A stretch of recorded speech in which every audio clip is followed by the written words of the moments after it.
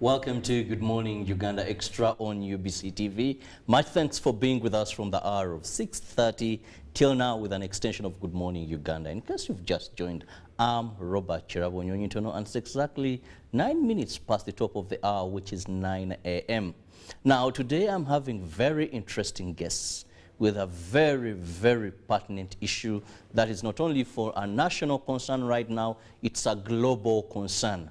World over, the focus is on environment, on the environment. World over, every continent on this planet has experienced effects of climate change. Some have been extreme events. Here in Uganda, you've even seen people lose their lives. Now, this morning, we are going to be discussing 60 years of independence. But as we talk about 60 years of independence, we're also going to be talking about a campaign that is aimed at planting 60 million trees. Well, we want each Ugandan to be part of this campaign and plant a tree. Why? Because we know trees or the green is one of the ways through which we can reduce these extreme events. And in studios this morning, I'm humbled to host a man that I've known to be very humble, if I may say, very humble, very disciplined, and actually I can testify to this. I'm hosting a person who has served this country to the rank of a general, and now is a retired general, but with a lot of respect for the Mwananchi. This is retired General Ivan Koreta. General, you're most welcome. Thank you very much. It is indeed an honor to have you on set this morning. Thank you very much. And on my extreme end, I have Tosh Wana, who was with me and is still with me this morning, very passionate about the environment and, of course, ensuring that we all live in a green world. Welcome, Tosh. Pleasure is all mine. Well, like I earlier told you, why I'm so happy to have Geno with me on set. I happen to stay in an area where Geno usually passes through. And one time I have a very interesting story. Jam was very tight. So I'm like, I'm a journalist. I can't have an excuse, I can overtake. But as I was overtaking, someone told me, hey, watch, there's someone in jam and you could face challenges. And this person was General Ivan Koreta. Now I asked myself, why would a full General be in traffic jam? You know, and they told me it was his habit of doing things. So over a time we would meet, and he was in jam. And I asked myself, one time when I get a chance to meet this person, I'll ask him that question. I've seen whoever matters couldn't be in jam. And this time I had a full General, usually in jam with his escorts. General, I have now the opportunity. Why would you stay in jam? No, thank you very much, host. I've said this before, and I would be happy to repeat it.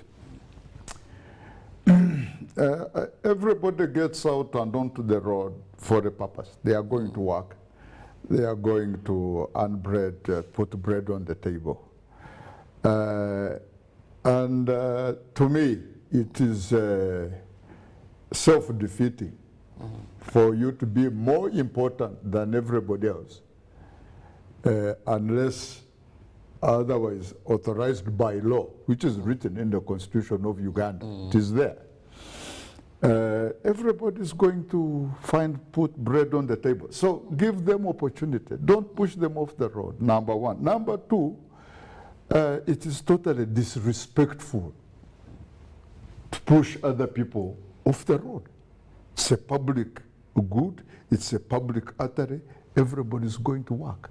So go early, be orderly. We will all go to work and bring food back home. That is where I come from.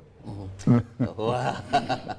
I hope many people listen to that. Recently, we even saw police suffer having to mount an operation for people who use lights, who ask for right of way. They don't have that. But now, General, also that brings me, we are going to be celebrating 60 years of Uganda's independence. General, you've had a great contribution to this country. I want you to briefly get from you when you talk about 60 years. Yes. What is that runs to your mind? Right. I will maybe want to ask my young brother here to introduce Umoja Conservation Trust briefly, and then we go into this conversation. Okay, if you can allow it. I do. You can see how people are structured. You know, these are people who are trained to tackle issues one step at a time. So first things first. Ndugu Nyonyi Ntono, Umoja Conservation Trust is an entity or formulation that came up during hard times of COVID-19.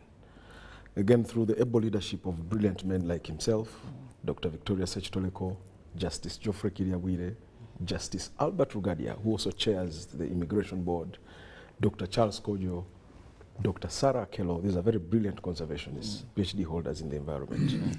And some private sector entrepreneurs like Maurice Amogola and the like. Dauda, Vinay Dauda, if you remember House of Dauda. So we came together purposely to contribute our brick to environment conservation. We are of the view that you can't leave this humongous yet very critical aspect of administration to government. Remember, we all depend on nature. And we have seen that government is doing its best through NEMA, through NFA, through the ministry. But we have seen a gradual loss of our forest vegetation. To be specific, over 3 million hectares of land, of natural forest cover, have been lost in the last 30 years. Now, this could be caused by various aspects, most of all being the population explosion. Uganda has been peaceful for the last 30-something years under the leadership of the NRM government. So this has given us reason to feel free and overproduce. But while we're doing that, certainly we're encroaching on very scarce resources. So we felt it pertinent to come in and constructively be our own best keepers and play a role of rallying the whole nation in our own small way to contribute a brick. So this is where now Geno is one of the founders members of Umoja Trust. Now, Geno, you know we have a huge celebration. Yes. That's why I'd put that very fast to you. So now we can go back to my initial question. Thank you very much, Mr. Nyonyi Ntono. 60 years of independence, Umoja Conservation Trust plans 60 million trees countrywide. It might sound like a very ambitious plan, project, but where there is a will, there is a way. Yes. And we are quite an able population of Uganda. If every Ugandan planted 2 trees, that would be 80 million trees. If we planted 10 trees each, that would be how many? 400 million trees. Yes. So it's not so ambitious after all, if our message can be well received. And thank you very much, Uganda Broadcasting Corporation, to give me and Umoja Conservation Trust this opportunity to be able to pass this, this message. 60 years of independence. Without boring our viewers, I saw independence in 1962 through the eyes of a 7-year-old boy. Wow. 7-year-old boy. At least you were able to. I saw 7 years. I saw the campaigns. Postage stamp, little, you know, for the DP had a picture of a hoe. I think UPC had a picture of a palm. Those were the two, and they were scattering them everywhere. So then actually independence itself, we had the little Uganda flags at school, we were all, you know, waving. So this is vaguely what I remember. The campaigns, the actual Independence Day. I was, I think, in primary 1B. Which I think in these days is called kindergarten or something like that. But I was privileged to see independence, and a lot of things have happened since. As a young person growing up that time through primary school, and then when we went to high school in 1970, 71, we had a coup. We saw Idi Amin come to power. And the things that happened, the turbulent times that we saw, insecurity of person and property. Then the campaign when we are overthrowing Idi Amin in 79. And then the war again after 1981 in February. And then the final liberation in 1986, January. Up to now. What did we see? What are memorable things that we can tell the young people who were not there at that time? Insecurity of person and property. When you don't know whether you have gone out this morning, you are not sure to return in the evening. If it is at home at night in the evening, you don't know whether you will see tomorrow. Because some people with guns will come to rob you and kill you and your family. We saw those parts of most of Idi Amin's time. Personally, as a student, I was a student at that time, and was part of the reasons I managed to join our president, then Mr. Museveni, heading FRONASA in 1976. To try and help liberate Uganda from the bad ways of Idi Amin and his organization, his security apparatus, because you couldn't guarantee that you would see tomorrow. For me, it was a very, not easy decision, but it was choosing the better of the two bad things, dangerous things. Stay, get killed, join the rebellion, die fighting, but at least you are trying to make it better. So I chose the other one. And so that's where we are. And then 86, now we are here. NRA, now UPDF.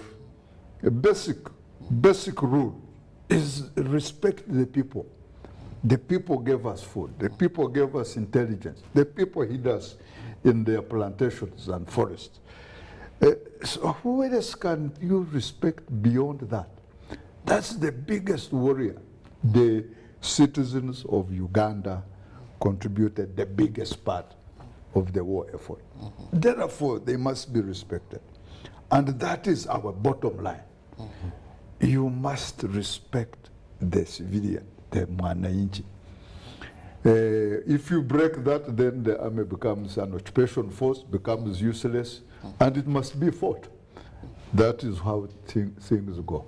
So I'm pleased that I participated in the exercise of liberating our country, the peace that has been around since 1986, to give the people of Uganda and our visitors the liberty to develop themselves in whichever way, economically, politically, socially, in peace, in safety. They feel secure to do whatever, and therefore we can manifest. So this is where we at Umoja Conservation Trust thought that at this auspicious occasion of the 60th independence anniversary, we put out a call to every Ugandan. Please plant a tree. We want to, this occasion, this season of the 60th independence, at least in the soil of Uganda, we grow, we plant minimum 60 million trees. How do we want this to happen? It is all totally on self-reliance basis. So this time you're not getting the free things we are used to. No. That someone is going to give us these trees to take and we plant. The unfortunate story with free things is that not enough due care is taken to nurture, to grow, to look after, to care for that free thing. It's free. You can throw it in the dry soil and leave it there. But if it is your own, you went, for example, those who are privileged to live near towns or in towns. Look at our food and fruit markets. Yes. So much fruit, mangoes, guavas, are thrown away every day as waste. I appeal to Ugandans, please pick up that discarded fruit, clean it up, plant that seed. There will be fruit in very, very few short years. There will be fruit to be enjoyed by our children and even we ourselves. So seedlings, yes, we might mobilize a few seedlings here and there, but I would like every Ugandan take a little thought, a little time to think, where can I get a mango seed to clean and plant? Where can I get some guava seeds to plant? Where can I get some orange seedlings, lemons? Let's plant as many fruit trees as possible, and this will be great for our country. Personally, there was, as I grew up, I think I was maybe something like 10, 12 years, I am made of avocado from our neighbor. Friend of my father had big avocados. I was always up in the tree eating avocado every day. Very healthy food, very healthy fruit, and I think I enjoyed that one. So this can go across the country. This is my appeal. Well, now planting trees. Bwana, this brings me to you. Certain things seem obvious. Certain things seem common for everyone to understand. But why at 60 have you chosen a 60 million tree planting campaign? We've had those that paint zebra crossings. We've had those that do charity. Why this in particular? Very good question, Comrade Nyonyi Ntono. I think, again, I'll speak on behalf of myself, but also for Umoja Conservation Trust. We think that there's never been a better time to plant the 60 million trees than now. That's first of all. But secondly, we have witnessed under our own eyes the mudslides in Sironko, Bududa, the needless bloodshed in the Rwenzori. We have witnessed it. We've seen the floods here next door in Entebbe. Water has erased, and surprisingly and sadly, it always affects the poor. I don't know for some reason why it's that way. Nature always targets the poor. So we felt that with all the good efforts our friends are doing in government, why don't we now rally these poor and say, come and we grow trees to protect our environment. These trees that General Koreta is talking about are not just ordinary trees, but they're high-value fruit trees. These high-value fruit trees are an economy in its own. As Umoja Conservation Trust, we believe we should be at the forefront of the Uganda green growth economy. The green growth agenda must start with us. I'll give one example. In the Middle East, for the last 3 years constant, there's been a shortage of 496,000 tons of jackfruit. What do you call it in your language? Fene. Fene. That you grew up eating everywhere. Yes. It's business. It is rotting. It is rotting. So to answer you, I'm using that basic standards to show you that these things we take for granted are actually money. These trees give us fruit, they give us shade, but more importantly, it's an economy.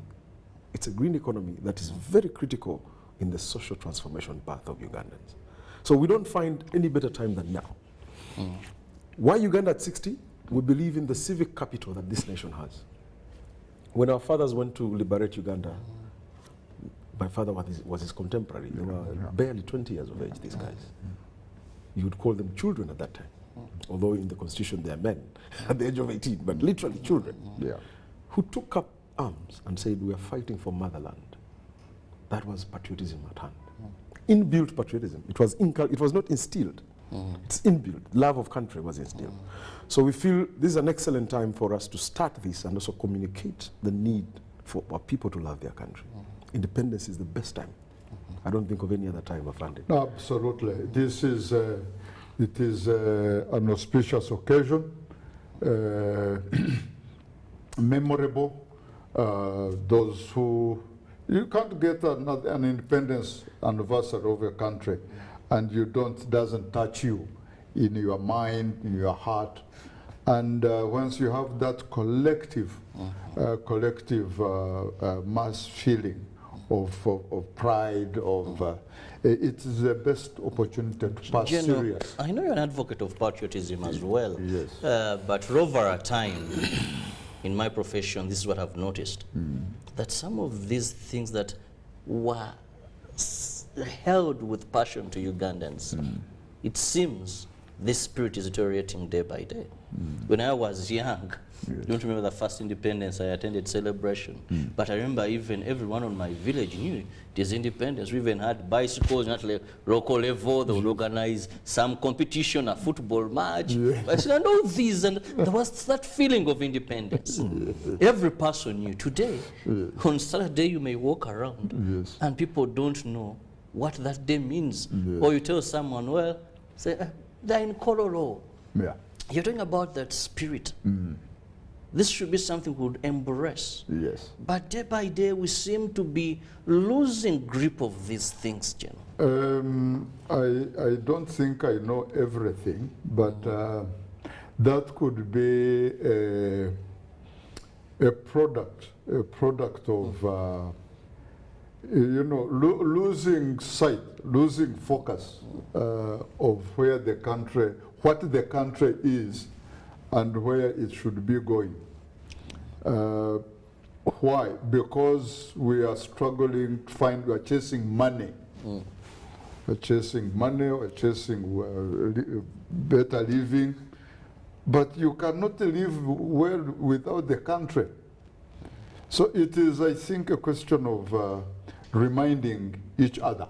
We need to get our community to be reminded that everything depends on the country. And it's, once we have the country, then everything is built there. And therefore, not forget that important aspect. If you don't know where you come from, you can't know where you are going. If you don't have a firm base to stand on, you can't shoot straight. It's not possible. If you are on a wobbly platform, you can't hit your target. So stable country, number one, then the rest. It's a question of reminding each other. I'm sure our people are aware, but they need to be just reminded. A little trick of the mind, little information like we are giving now. And yes, it is there somewhere. Just need to reactivate it. When we talk about tree campaigns, I can say Uganda, you've had a number of campaigns regarding tree planting. I've had a number of organizations marking anything, then they'll plant a tree. Chief guests or guest of honors. Planting trees is a must. If you're having someone. Photo opportunity. Photo opportunity. Now some people, even when you're going for introduction or the ceremonies, you have to come with a tree, and then the son-in-law, you plant this tree. That's good. But I want to tell you, we do planting, we don't grow trees. Now with this campaign, how different are we doing things this time? That we grow, we don't only plant them, we grow them.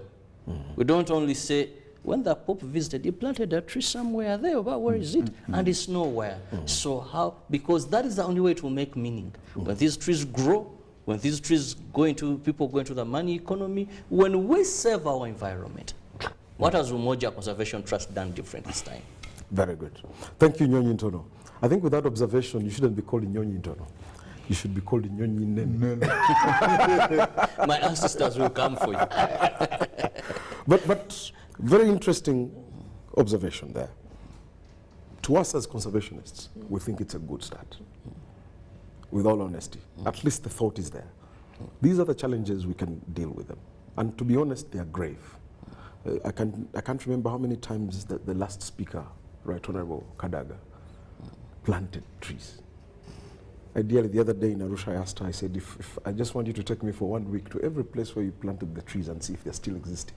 She said, no, don't bother. Many places the trees dried. I said, was that right? She says, of course not.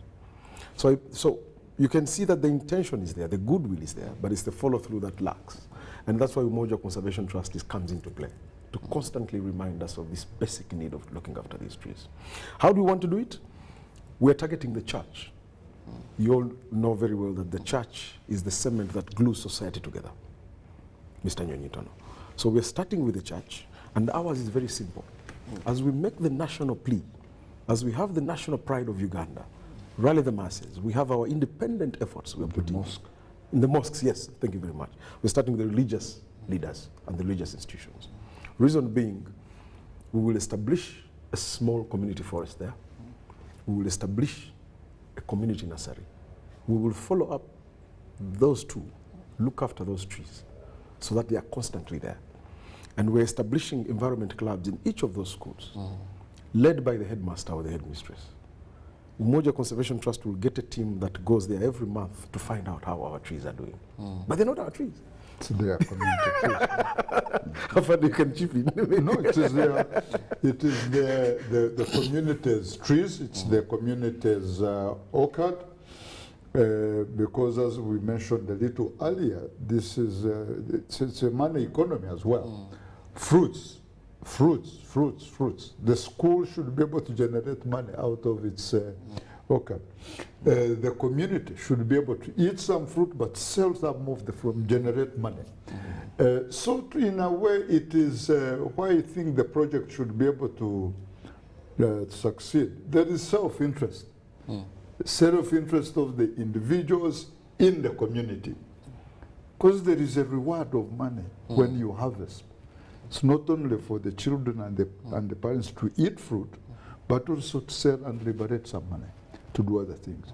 So that self-interest alone should be good enough to look after these plantations countrywide. I think it's doable. Absolutely. Now, General, that also brings me to ask you, when I look at this campaign, you've looked at least if every Ugandan can plant a tree. Yes. We've had campaigns of people planting huge investments in tree planting. Yes. And there we know that if Robert Chirabo Nyonyitono, maybe I'm convinced and I have land, and I go for 10 acres, I would have taken over maybe a 1 by 1. Why do we see you looking at individual 1 by 1 and not saying, no, let's go have a campaign of 10 people to invest in tree planting, massive investment? What is the logic? Because 1 by 1, some may not, but if one person say has 10 hectares of tree planting, your methodology, your approach, why not that huge, but this individual? Robert, it is not restricted to the individual. Maybe we should have brought out that message a little earlier. If Robert has 2 square miles and he wants to plant teak, absolutely. Plant teak, plant pine. Maybe we are looking at, it is okay.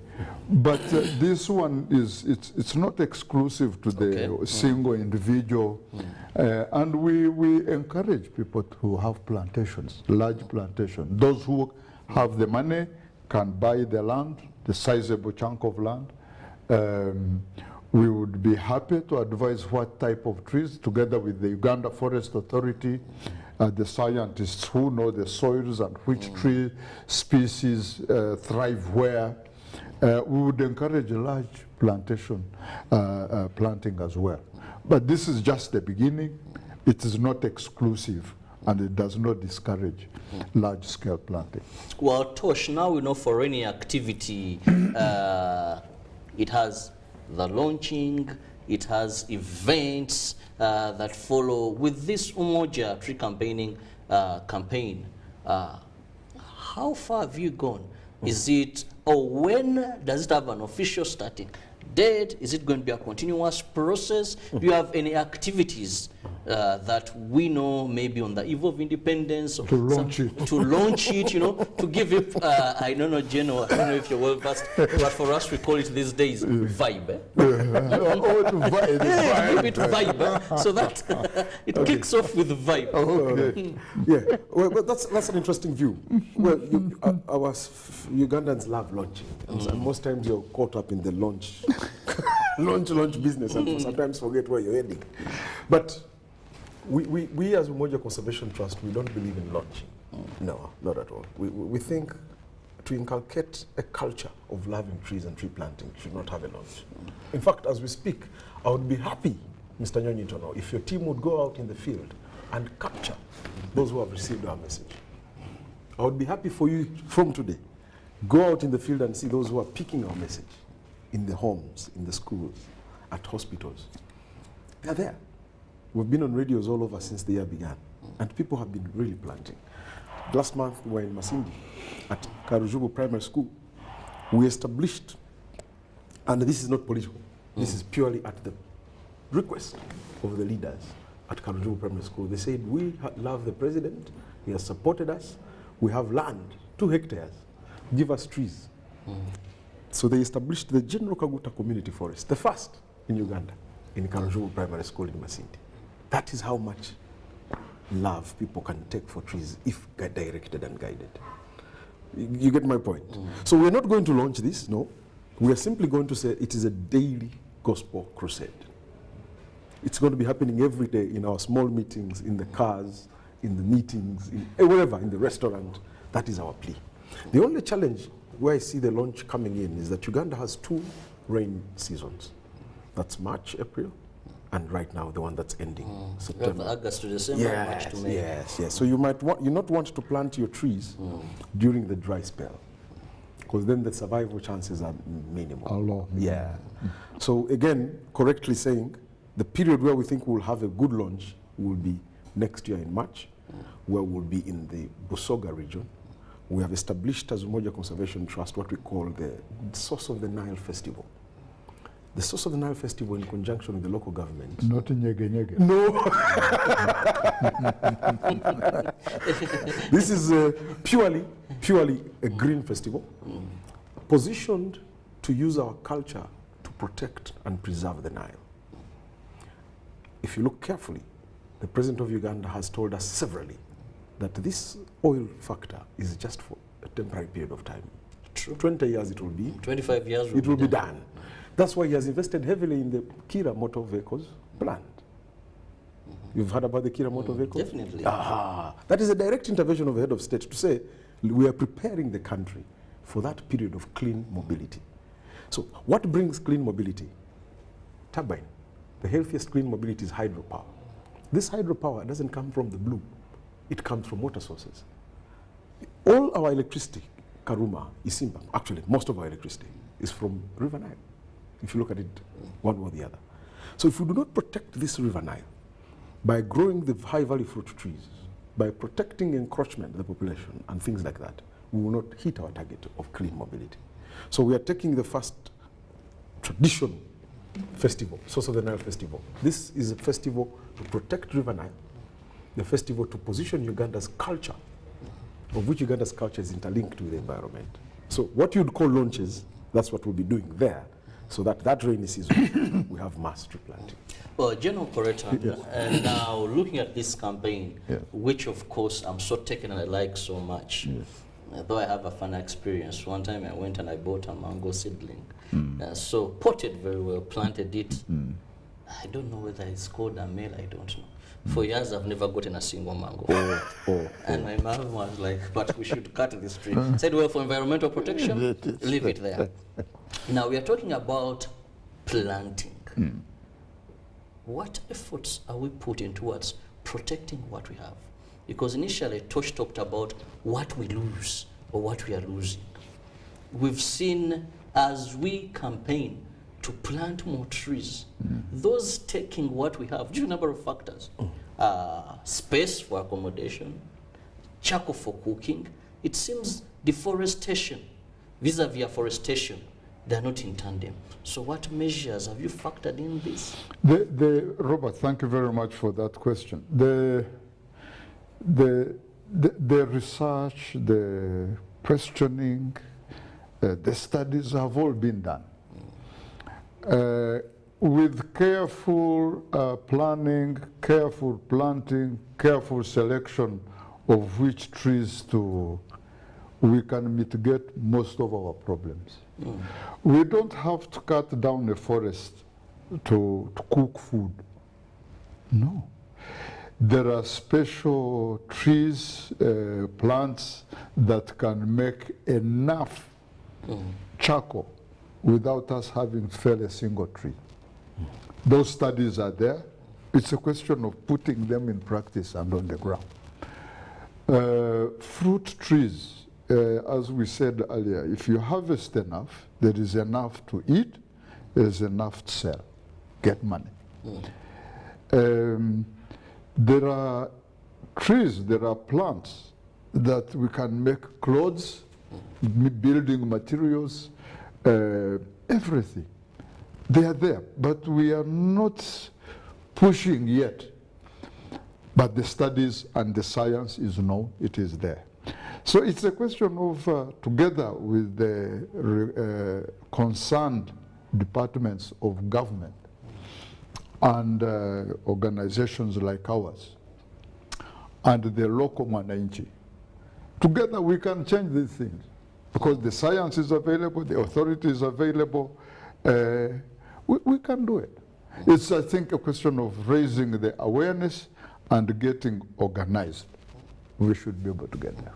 Tosh, how do we get an ordinary Ugandan to appreciate tree planting, to appreciate green? I'll give you an example. I know Jeno will agree with me because he has been around for some time, and I've been around to witness this, however young. When I was growing up, every homestead in my community had trees. These people were less educated than we are, this generation.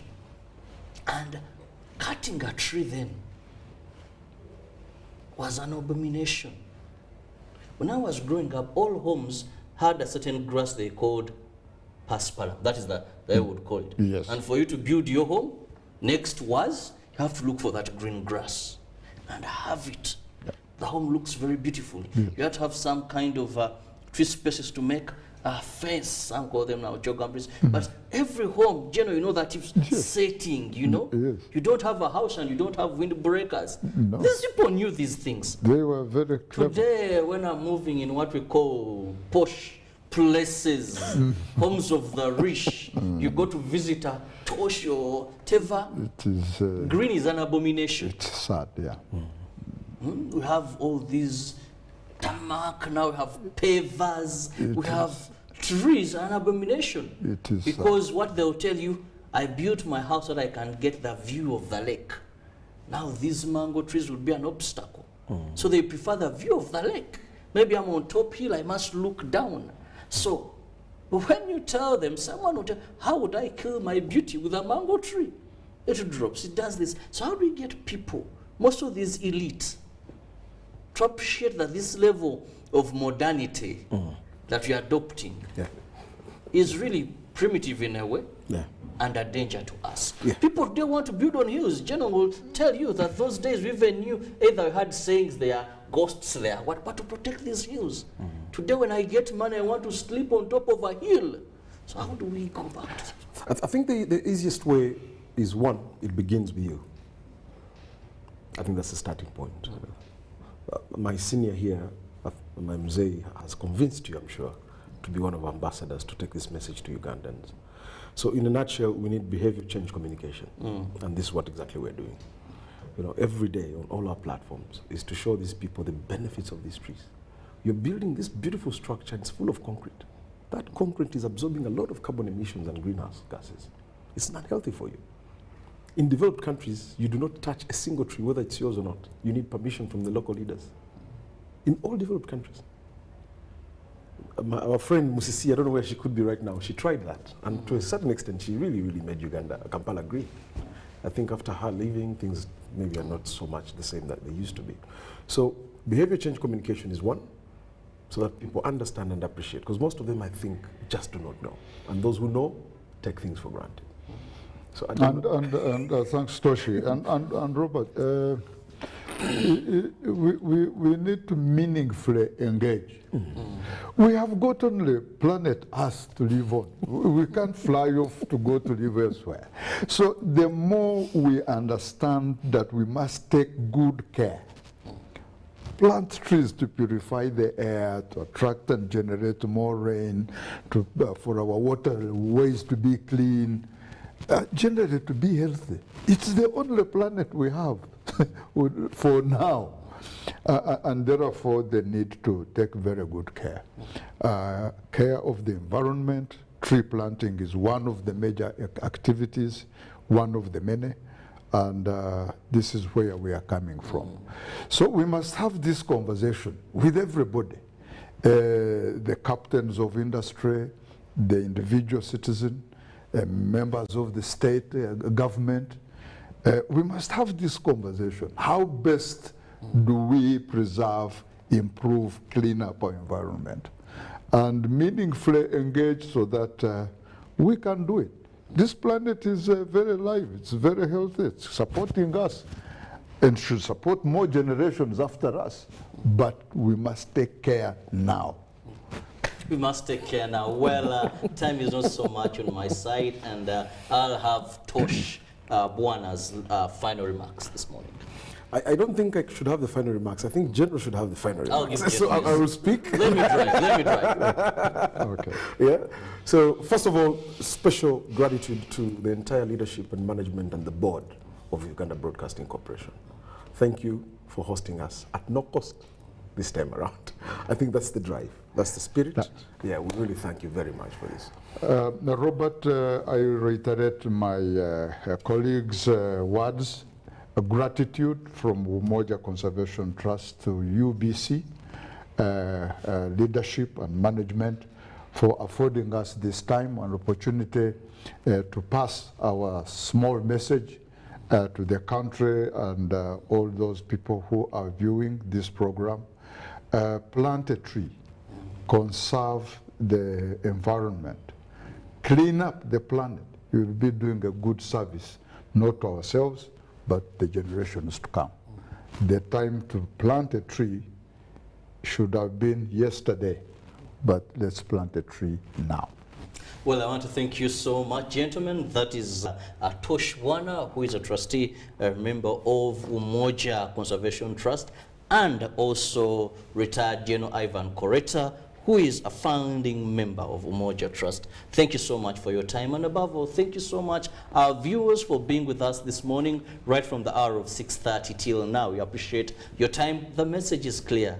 We only have planet Earth, and we must protect it for us and for generations to come. See you tomorrow. God bless you. Thank you. Thank you. Live from UBC Studios in Kampala, this is Good Morning Uganda Extra.